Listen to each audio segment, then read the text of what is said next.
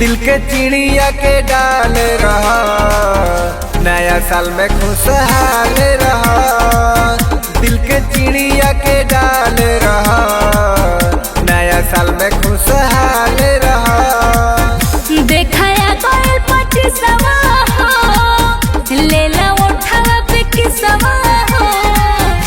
अब जनुआ कमल रहा हो, तुम चवल धमाल रहा हो।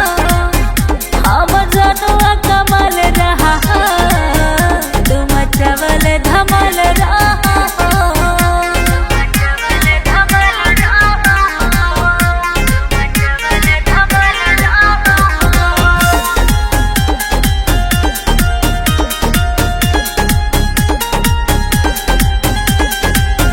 जब से बानी हम तोहरा से मिला, फूल जैसन बड़ा तू मनवा देखिला।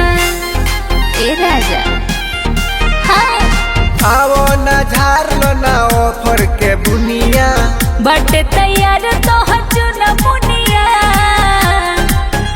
लब वाला तू सवाल रहो, हाँ सुखल खेतवा के हाल रहो।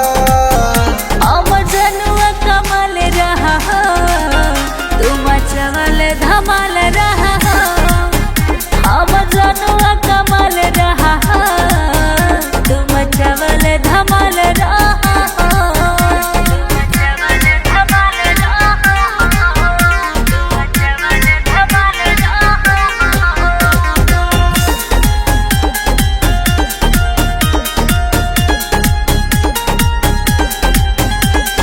दूसरा के दिल नहीं दिया जानू याद से, रवि न गुप्ता तोहर राहब आजाद से।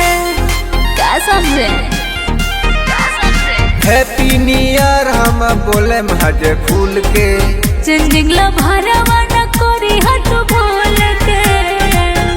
तू ही बसल बाड़ू जियरा में, केहू और नइखे नियरा में।